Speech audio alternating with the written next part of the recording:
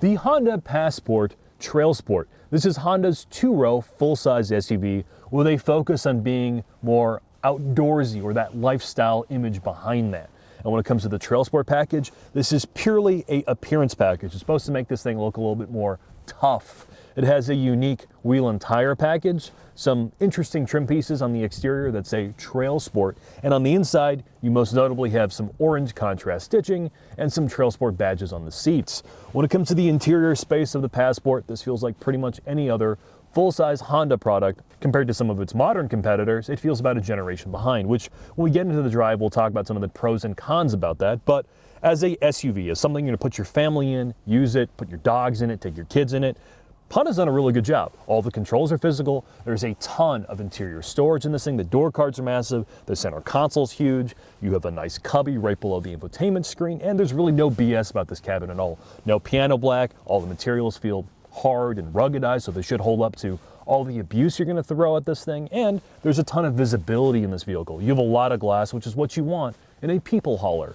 When it comes to the seats in this vehicle, the front seats are pretty comfortable. They're not the best seats in the world, but there's a good variety of adjustment behind these seats. You can be a taller driver, a shorter driver, and you should be relatively comfortable. The back seats in this thing are deceptively comfortable. You can be back there for long periods of time. You have good headroom, good legroom, and for the most part, it's not a bad place to be.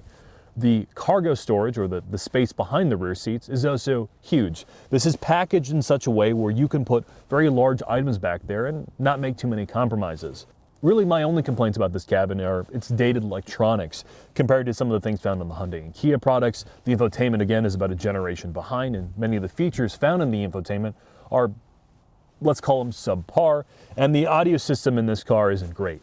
It's better than what's found in the Honda Ridgeline, but you're not going to win any awards. But with that said, I think it's time for us to put this thing up on the lift and walk you through some of the engineering that went into this thing. Mark, we're underneath the Honda Passport Trailsport. What is that? It's an appearance package. It's supposed to make this thing look a little bit more tough and off-road capable. So you get some unique badges and some off-roady tires and a faux skid plate. There are no real skid plates on this car at all. It is basically a two-row version of the Honda Pilot. And this is shared with that? Yes, it's on the same platform as the Odyssey, Pilot, Ridgeline, and, well, this thing. Which means it's a front-wheel drive biased, strut front, multi-link rear SUV with a J-Series engine. It's their 3.5-liter V6, which does have VTEC, and it has a ZF gearbox. The on-demand system, though, is, what name does it have, Mark? It's called the IVTM, Intelligent Variable Torque What's Management. intelligent about it? It just is intelligent. It can send power to the back when it detects front wheel slip, and there's some drive modes to get you through some inclement weather. This is not supposed to be a hardcore off-roader. No. It's just a little bit more capable. So if you wanted a Passport and you're like, if you want to go on a picnic off the beaten path, you can do it in this vehicle. Your house is on an uphill with a little bit of sleet, you're going to get up the hill easier. That's what this is about. The big story here, Jack, is this is the last generation Honda product. So you see a lot of the things that carry over from that. There's not a ton of panels underneath. There's not a ton of NVH material like on the new Honda products. And as a side effect, you're getting the best thing really is here. This is one of the best V6s or mainstream V6s ever created in terms of reliability. There's essentially nothing to do with it. It sounds good. It's smooth as hell. And even in this, given the weight, it is still more than capable and powerful. This motor is hysterical. It makes noises that no SUV should be making. Yeah, it's a really good drivetrain, and I think that's why you're going to buy that. You're not buying this because you want, threaded touch screens across the whole dashboard and, I'll air speak for suspension. yourself, Mark. Yeah. That sounds good to me. The one con of this, to be fair, is that because everything is steel and there's very little aluminum, you're going to run into rot issues like you do for everything else. I was joking with you off camera that these front knuckles look like they came out of the ocean after being submerged for like 1,000 years. Yeah, it's the surface rust, and it's only at 750 miles. But to be fair to Honda, I mean, really, this is a problem. Not a problem, but you see it on Mazda, you see it on Subarus even worse than this. Come move to the Midwest, our weather is great. Yeah, don't buy a car from the Midwest. But you can take a drive with us in the Midwest now to experience the Honda Passport? Trailsport. The Trailsport. Let's do it, Mark. All right.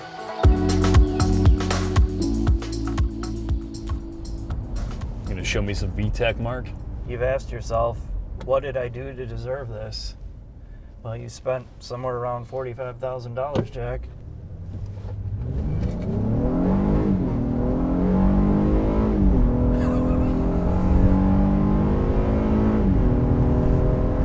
Oh my God, it sounds so good. Where's the fake engine noise? This thing hauls ass. This thing moves. That was the first thing when I drove it. I'm like, okay, this thing's a boat. And then, it's this naturally aspirated V6 is so ancient, there's no way that it's going to move this thing out, and it's just amazing. I mean, it sounds like a tin can, I'll be honest. There's not a lot of like NVH material. You can tell this is not the most refined and quiet experience. It has definitely like a last generation look, feel to everything, including the driving experience. And I hate to say it, but that's what's amazing about it. This is a vehicle that you're buying because you're willing to make compromises for old school charm. The compromises are compared to something new, like the Pathfinder that we recently did a video on, or any of the Kia or Hyundai piles. They are way quieter, far more refined. You don't feel anything. But in this car, you feel all of that. You feel all of it. And, we talk about this with like the 4Runner and some of those, like the old Toyotas. Those feel like 3 generations old. This only feels a generation old, but the responsiveness is still here of this car. The steering, the responsiveness of the body, even with these kind of like Murano Cross Cabriolet! Wow, I missed it. Let's get it. The responsiveness of this car is there. The engine performance is great. The transmission performance is quick. It doesn't You're letting it get away, Mark. I'm going to wind up buying one when the prices come down to under $5,000. I'm going to have to keep a couple extra CVTs on my shelf to redo them every Sorry, summer. I cut off your intelligent thought. What were you saying about the dynamics? It's just a great driving car. Yeah. It's a great driving car. It's built on the same platform that you talked about, that's shared with other tried and true Honda products that people love. It does everything that you want it to do. You just sacrifice a lot of what the other brands are doing in terms of elevating the luxury feel of every mainstream product. If you're never going to push down the throttle all the way, you shouldn't buy this vehicle, right? Like the other, like a Telluride or something along those lines, or a Highlander is more refined.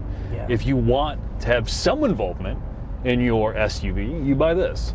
I like this thing a lot. I like it way more than I should like it because I feel like I just feel some connection to this thing. And even though, yes, it's blowing around and you hear all the wind noise and all the things that it really is not good from a competitive perspective are some of the reasons why I really like driving this. I don't feel dead inside every time I'm driving this thing to the store.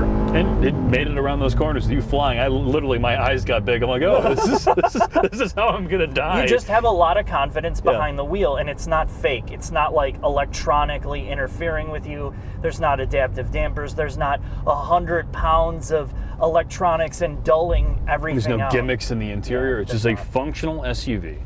I guess that's all I'm going to say. Is there anything else you want to say? What the hell is this package called again? The Hot Trail? The Trailsport. Okay. Is there anything the Trailsport really does for you other than tires here, or is it just a regular Passport? It's a regular Passport. But I got some cool stitching, Mark.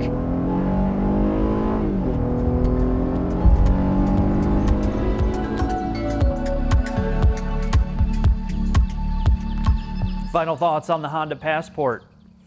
You want an SUV, don't you? There's not a lot of choices out there, I'm telling you. Only about 70,000 of them. This is a vehicle for somebody that's not a CEO. You're not a stockbroker.